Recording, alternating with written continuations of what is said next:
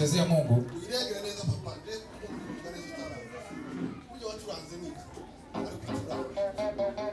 Kile mcheza jana usiku. Tupe Mungu tukufu. Hallelujah. Amen.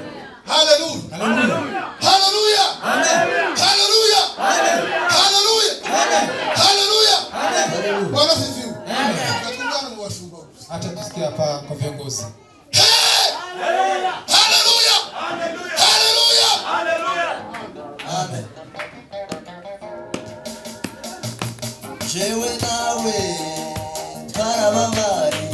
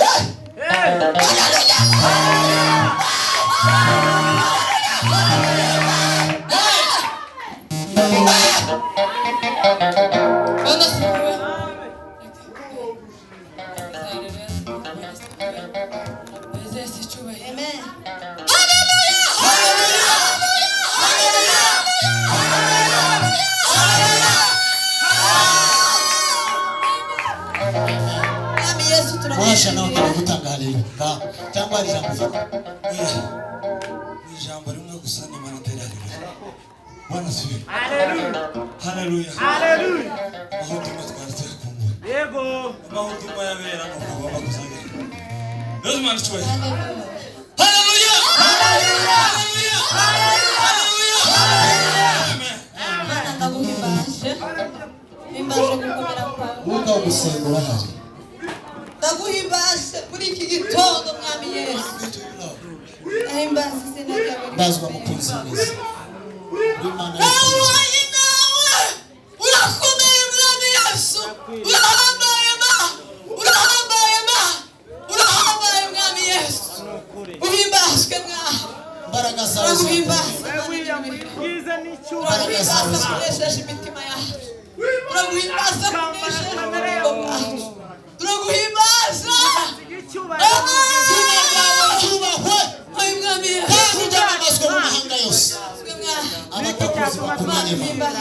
bamenye neza bamenye kugira neza kwawe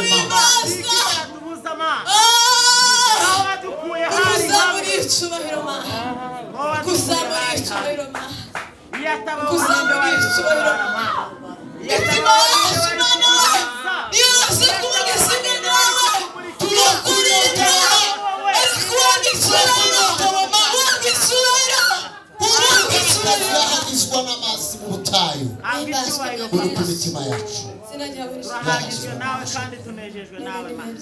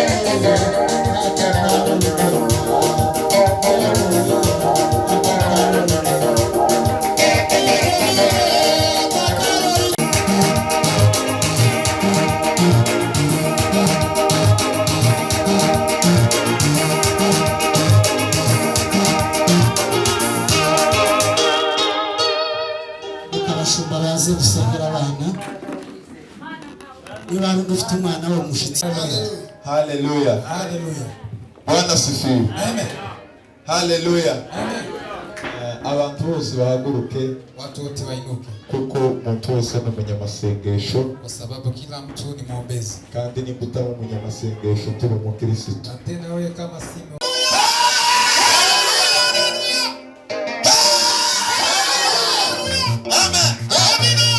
Reka kadono abanza azamuke mbere yuko pasiteri atera.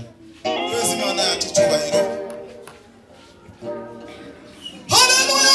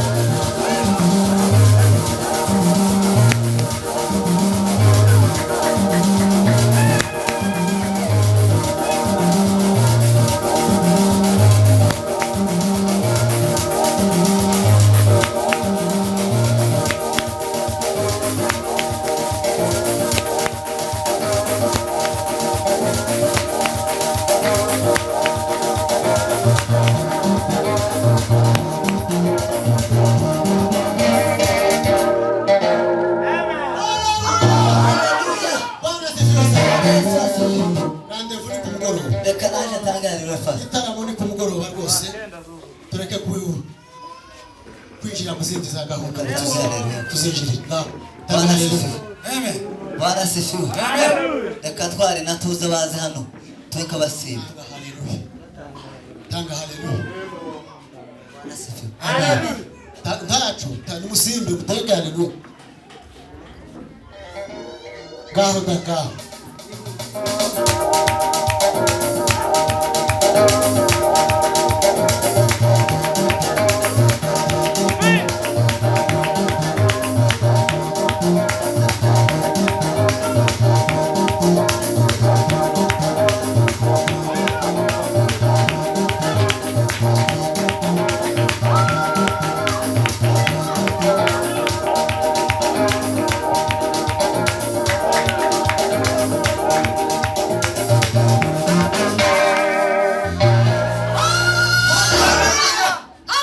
Bwana Yesu asifiwe. Amen.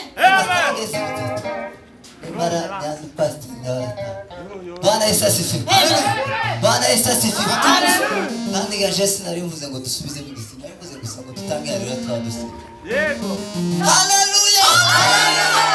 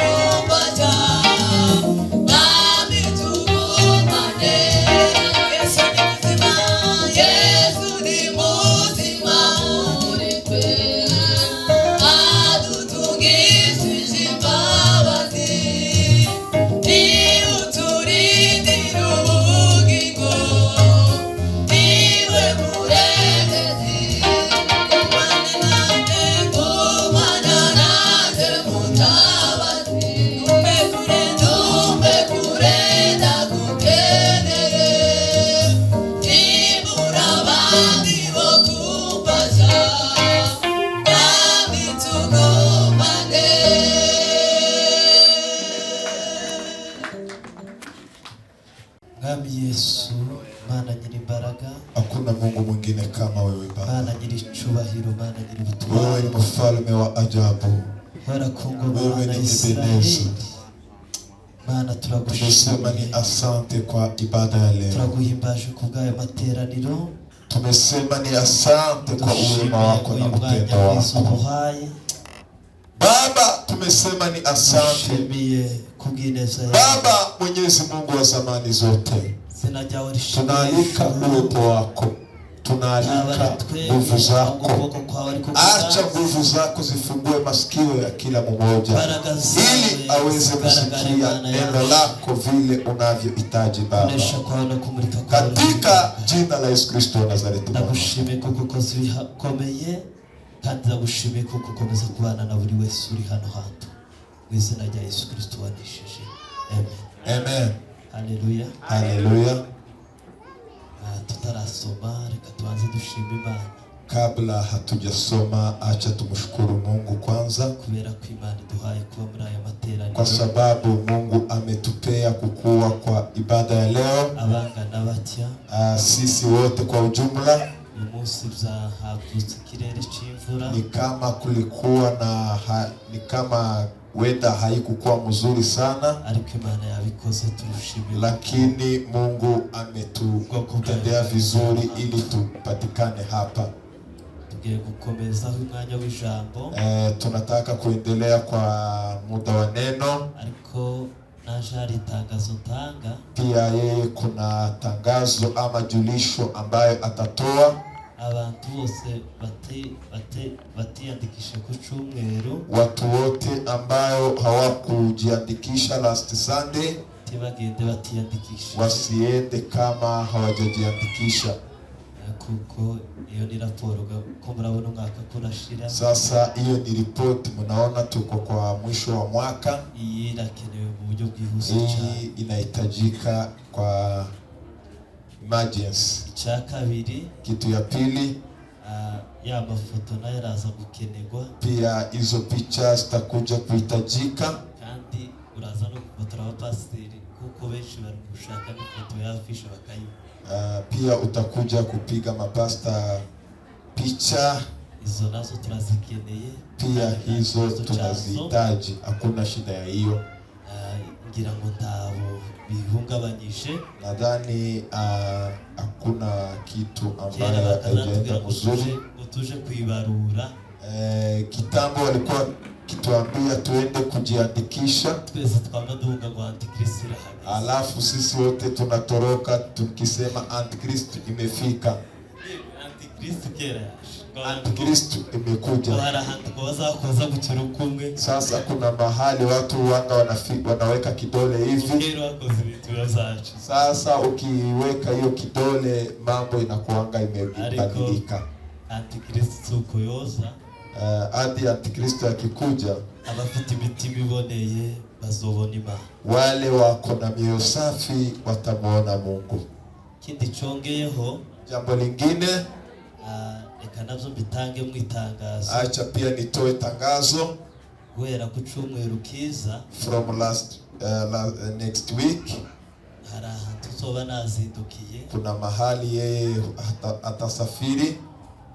wenda ni mu mara k'ivyumweru bingahe mutambona hano. Sasa mukimaliza wiki mbili bila kumuona hapa, muzomenye kuko ndi mu rugenzi, sasa mjue ako kwa safari, kandi urwo rugenzi nidusoza nzobita ngaruka. na hiyo safari nikimaliza nitarudi. Ubwo rero guhera ku cyumweru, Ni kusema from next week, ariko nzagerageza iminsi mikuru y'umwaka zobe ndi hano, ko ndabona umukutano ukomeye hano. nitajaribu sikukuu Christmas ikaribie kama nimefika hapa, kwa sababu tutakuwa na mkutano kubwa wa Christmas hapa.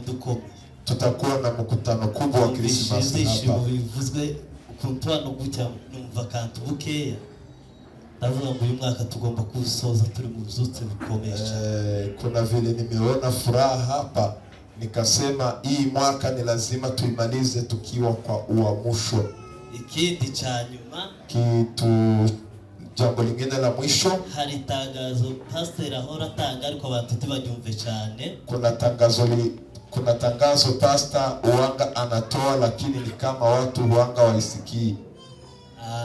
Ivuga ngo Yesu Kristo ni mfalme na nguvu kwa kanisa lake. Rivuga ngo Yesu ni umwami w'itorero rye, ni imbaraga ku itorero.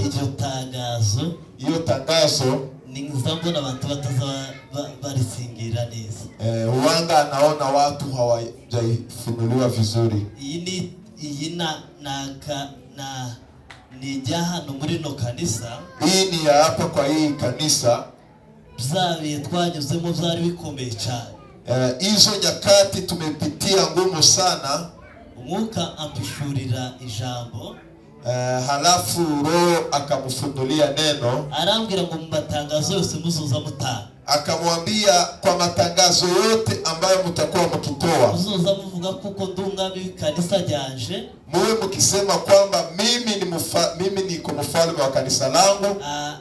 Umuntu uwogira icyo ukora cyose n'utogira icyo ukora cyose, yule anawezifanya jambo ama akose kufanya, bigapfa kuba gusa ari kanisa nishiriyeho nzi kwabyo. Ikuwe tu ni kanisa nimejiwekea mimi, ninajua namna ya hiyo church, ntakizatuma litagera ku bintu bikomeye. Hakuna kile kitasababisha hiyo kanisa isifike mbali. Mumva ko kantu tugashira. Ndio maana munaona hiyo neno uanga tunaiweka kwa matangazo, kubera ko ara itangazo ry'umwuka, kwa sababu ni tangazo la Roho Mtakatifu. Rero none muzosura kubyumva muzamumva ko rikomeye atari jahano. Sasa next time mukisikia mwe mnajua kwamba ni tangazo ya maana sana ya Roho. Abandi hano bambwiye ngo hari abantu batujuje imyirondoro neza.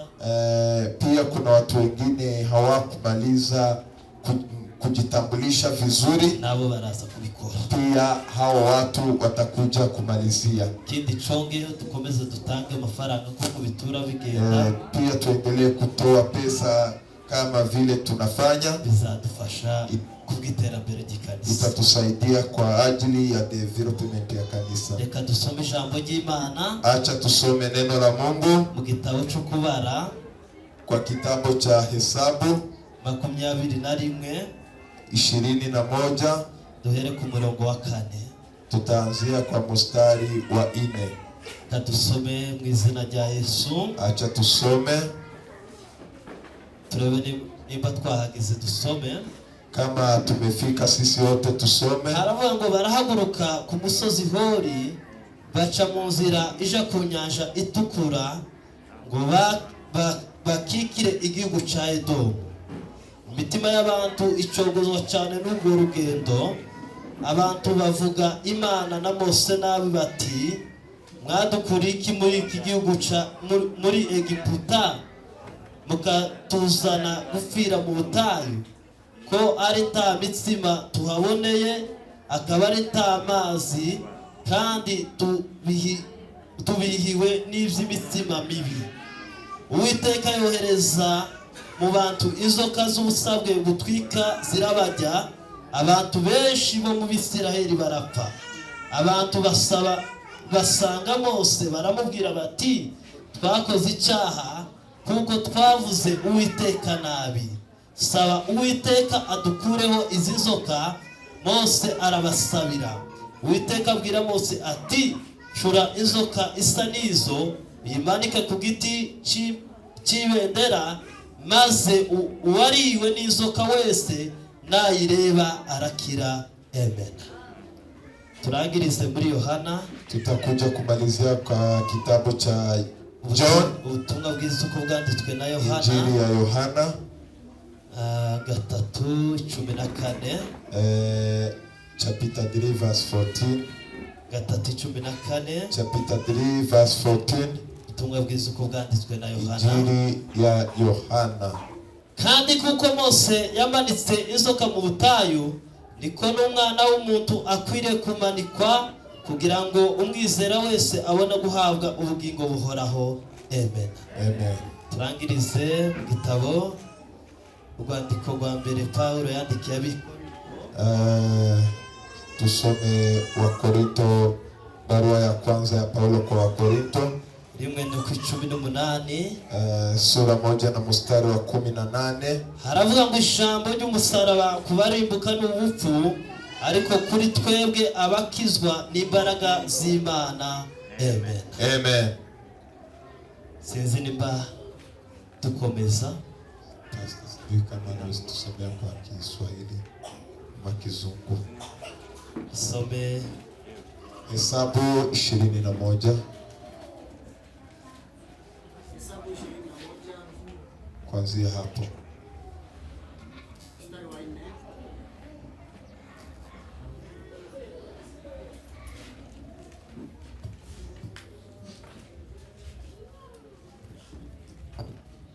Hesabu sura 21 mstari wa 4. Wakasafiri kutoka mlima wa Hori kwa njia ya bahari ya Shamu ili kuizunguka nchi ya Edomu. Watu wakafa moyo kwa sababu ya ile njia. Watu wakamnungunikia Mungu na Musa, mbona mmetupandisha huku kutoka nchi ya Misri ili tufe jangwani? Maana hapa na chakula wala hapa maji, na roho zetu zina kinai chakula hiki dhaifu. Bwana akatuma nyoka za moto kati ya watu wakawauma, watu wengi wakafa. Watu wakamwendea Musa wakasema, tumefanya dhambi kwa sababu tumemnungunikia Mungu na wewe. Tuombee kwa Bwana atuondolee nyoka hawa. Basi Musa akawaombea watu. Bwana akamwambia Musa, jifanyie nyoka ya shaba, ukaiweke juu ya mti, na itakuwa kila mtu aliyeumwa aitazamapo ataishi. Amen.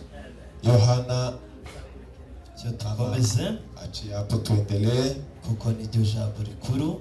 Hiyo ndio neno tugiye kuganira mu mwanya muto. Tunataka kuzungumza kwa muda mfupi ijambo rivuga ku musaraba, neno kuhusu ama jambo kuhusu msalaba. Twasomye ijambo ry'Imana, tumesoma neno la Mungu riratubwira ngo, katuambia ubwoko bwa Israeli bavuye muri Egiputa, taifa la Israeli walipotoka Misri, bari bahamaze igihe kirekire cyane, walikuwa wamemaliza muda mrefu huko, barajanywe bagiye ari bakeya, bagenda kubw'inzara yari yateye. Sasa wameenda wakiwa wachache kwa sababu ya njaa ilikuwa kwa nchi yao. Kandi ijambo ry'Imana ratubwira muri Zaburi, na neno la Mungu linatuambia kwa kitabu cha Zaburi, Imana yohereje abagomba kubanzayo. Mungu ametuma huko wale ambao watatangulia,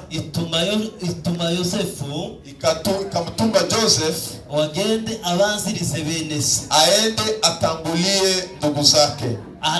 Arakomera cyane, yani akakuwa na cheo mingi, ibo baza bamusangayo, wakakuja wakimupata huko, barororoka cyane, wakakuwa wengi sana, bagwiza imbaraga, bagwiza amaboko, wakakuwa na nguvu sana. Ariko ijambo ry'Imana ryarabwiye, neno la Mungu limeniambia ngo bageze igihe Yosefu ngo apfa. Sasa ikafika wakati Joseph akakufa, ngo n'umwami nawe warubazi nawe ngo arapfa. Pia mfalme ambaye alikuwa anajua Joseph akakufa. Himika undi mwami utarigeze kubamenya, ukatawala mfalme mwingine ambaye hakukuwa anawatambua, atangira kubakoresha imirimo y'ubureti, akaanza kuwafanyisha kazi ya utumwa. Kandi ngo yibwira inama abwira n'abanyegiputa bose. Sasa akajishauri pia akaambia taifa lote la Misri, arababwira ngo buno bwoko bwa Israeli, akawaambia hii taifa la Israeli, mumaze kubona ukuntu bwabugenda bugwiza amaboko, si munaona namna wako na nguvu. Ejo n'ejo bundi, sasa kesho ama kesho yake bashobora kwifatikanya n'abanzi bacu, sasa wanaweza saidiana na maadui wetu, bamara bakaturimbura, alafu watuue. None itegeko rya mbere, sasa amri ya kwanza, timugasubire kwemera ko umwana w'umuhungu akura aba. Musikubali mtoto kijana yote aishi. bakora sensibilisation mu bitaro. Sasa wakaambia watu wote, ayo ni amakuru maremare cyane. Hiyo ni historia mrefu sana. Ariko kandi igihe cya Mose, sasa tena wakati wa Musa, ngo abavyeyi biwe ngo bamurebe gusavutse. Sasa wazazi wake walipomuangalia tu akizaliwa Musa, ngo babona ko kana ngo ni keza cyane, wakaona ako katoto ni kazuri sana. Umutima wo kumutanga cyangwa se wo kumwica sasa roho ama moyo wa kumupeana akufe wakaikosa. Akurira kwa Farao. Mose akakulia kwa Farao. Iryo jambo ryarantangaje cyane. Hiyo neno imenishangaza sana. Ukuntu yakoreye kwa Farao. Namna Mose amegrow akiwa kwa Farao. Kandi ari Farao wari waratanze itangazo ryo kuvuga ngo ntekagire umuheburayo umuhungu umuheburayo zosura kubaho. Na ni Farao alikuwa ametoa hiyo tangazo ama sheria. Kandi bigaragara yuko tibari bakekeranye n'umunsi umukobwa wa Farao mubona yamavuga ngo uyu ni umwana w'umuheburayo kazi. Hadi hawakukuwa na mashaka, hadi siku msichana wa Farao amemuona, amesema huyu ni mtoto wa Mwebrania. Ukuri mureke abantu bazozare kubwoba. Muache watu waache uoga.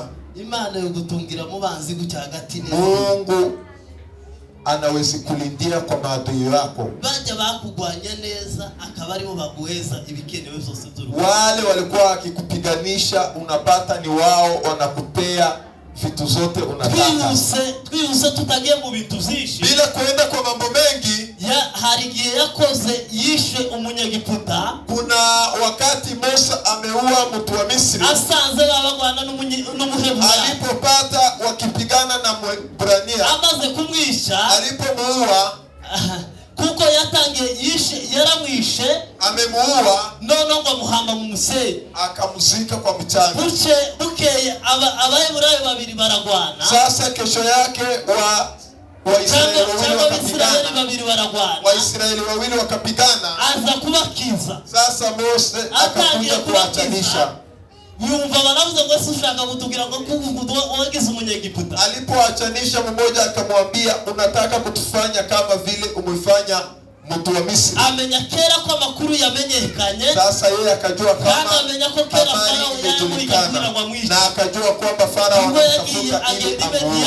Sasa ndio ametoroka akaenda Midian. Aje kuragira iyo akaenda kukua akuchunga ng'ombe. Ageze umunsi umwe aragiye. Siku moja alipokuwa akichunga ng'ombe. Kandi yarishize mu buzima bwo kuba umwungeri. Yeye alikuwa amejifanya yani mlinzi wa ng'ombe. Aragiye ku musozi Sinai. Alipokuwa akichunga ng'ombe kwa mlima Sinai, abona imbere yiwe umuriro kuraka. Akaona mbele yake moto ikiwaka. Abona ibihuru ko birasha ariko akabona kandi tivyabize. Akaona moto inawaka lakini haiishi. Aje kureba ibintu byaba. Sasa yeye akaenda kuangalia kitu chenye kimefanyika. Agezeyo yumvijwe riramubwiye ngo kweto zawe kuko ahantu hagaze arahe. Sasa alipoendelea kuangalia akasikia sauti inamwambia, ikamwambia mahali umesimama ni patakatifu patakatifu.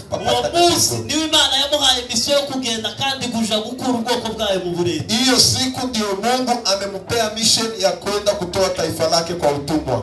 Aragenda ashitseyo.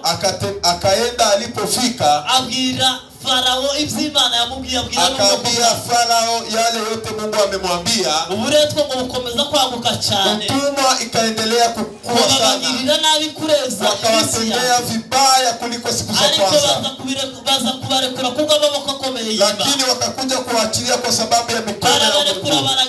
Wakaachilia wakaenda. Jambo ry'Imana ryarambwiye ngo neno la Mungu limeniambia kwamba hari inzira yihuta cyane iva mu gihugu cya Egiputa igera muri Kanani. Yani kulikuwa njia ya rahisi yenye inatoka Misri ikielekea nchini ya Kanani. Imana ngo yemeza kubacisha mu nzira y'ubutayu. Lakini Mungu akafurahia wapitie njia ya jangwani. Yemera kubacisha mu nzira ikomeye cyane. Mungu akakubali wapitie njia ngumu sana. Yemera kubacisha mu nzira iremereye. Mungu akakubali wapitie njia ngumu sana. Yemera kubacisha mu nzira irimo ibibazo byinshi. Mungu akakubali wapitie njia iko na shida mingi.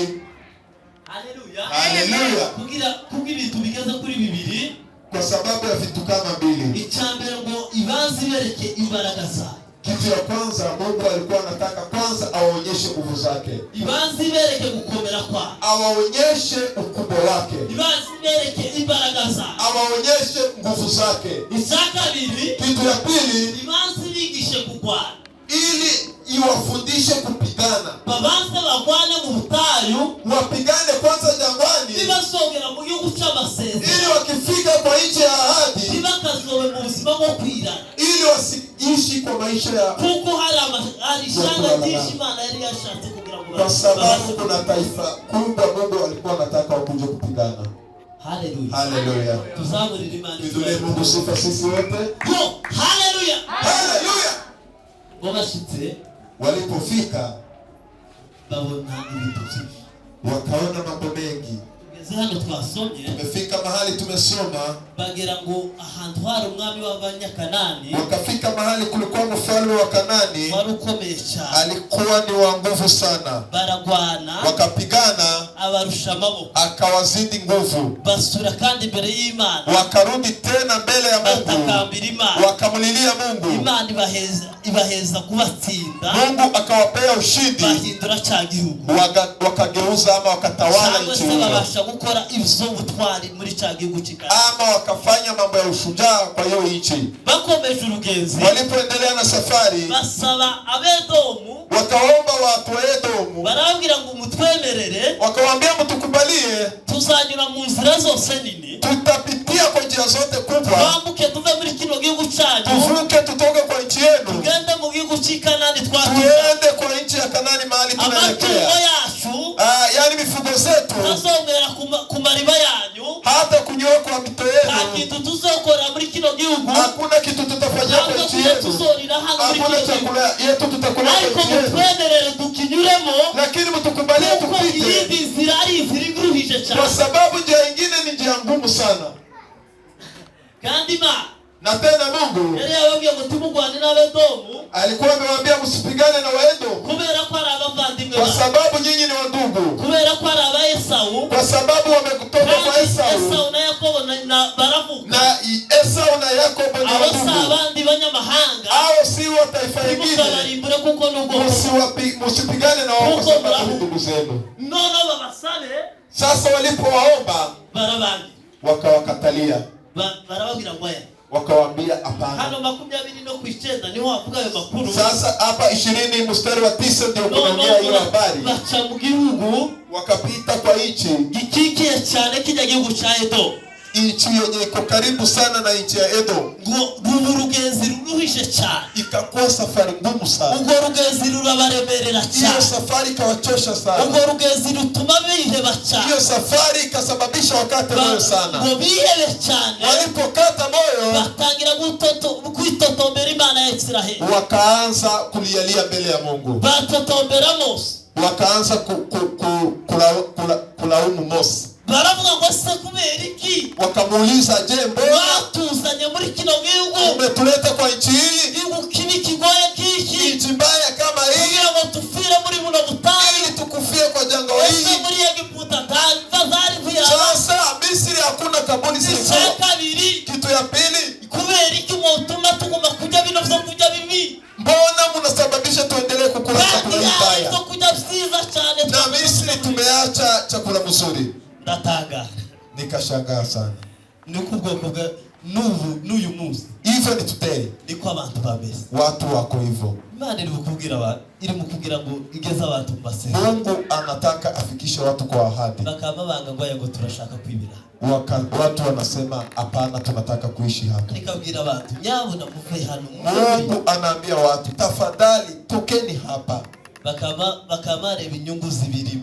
Sasa wao wanaangalia tu faida ndogo ndogo. Hari abantu bagishingikirije ku bintu, bado kuna watu ambayo wamejenga kwa mambo ibintu bitari, kwa mambo yenye si ya ukweli, bakabishaka mu inyungu, wanatafuta faida kutoka kwa hiyo mambo, kwegera Imana ngo bayishake, kuliko wakaribie Mungu atafute faida kutoka kwake. Imana ibaba, na Mungu anasikia huzuni, bigatuma Imana igira nasomye mu gitabo cy'Itangiriro, nimesoma kwa kitabu cha Mwanzo, kirambwira ngo hari igihe Imana yageze imefika wakati Mungu ngo yicuza icyatumye yaremye umwana we. Mungu akaregret, akasema mbona nimeumba mtu? Bari bagiye biyandavuza mu byaha Kwa sababu watu walikuwa wamejiweka kwa dhambi kubera tofauti. ukuntu abantu bari bagiye bakora ibintu bitandukanye. Kwa sababu watu walikuwa wameanza kutenda mabaya mbele ya Mungu. Tuma Imana ibabara. Mungu akasikia huzuni. Ngo babara kuvuga iryo jambo. Waliposema hiyo neno, Imana irababa. Mungu akasikia huzuni. Ngo bare kubabana. Mungu aliposikia huzuni, iravuga ngo no kubera ko banyitotombe muri buno buta. Mungu akasema kwa sababu wameleta malalamishi hapa jangwani, kandi bakanyitotombera narabakuye mu buretwa bwa Egiputa. Na wameleta malalamishi na mimi nimewatoa kwa nchi ya utumwa kwa nchi. Kandi bakaba batatawe imirimo ikomeye nabakoreye. Na wao hawakugundua kazi kubwa ambazo nimewatendea. Ngiye kubikira hano muri kino. Nataka kuwauia hapa kwa jangwani. Ngiye kubikira hano muri buno butanga. Nataka niwauie hapa kwa jambo y'Imana yatubwiye ngo yohereza inzoka ngo zifite ubusabwe ngo butwika.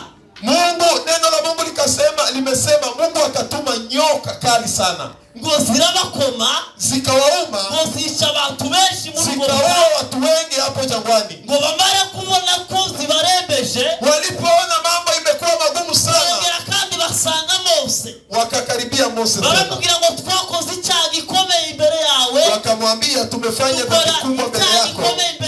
Na tumefanya dhambi kubwa mbele ya macho ya Mungu. None turagusaba ngo ugende usubire kandi utakambira Imana yawe. Sasa tunakusi uende tena ulilie Mungu wako. Idukureho kino cha. Mungu atuondolee hii jaribu. Imana itakambira ubwoko bwa Israeli. Moses akalilia abwira Imana taifa la Israeli. Akaambia Mungu.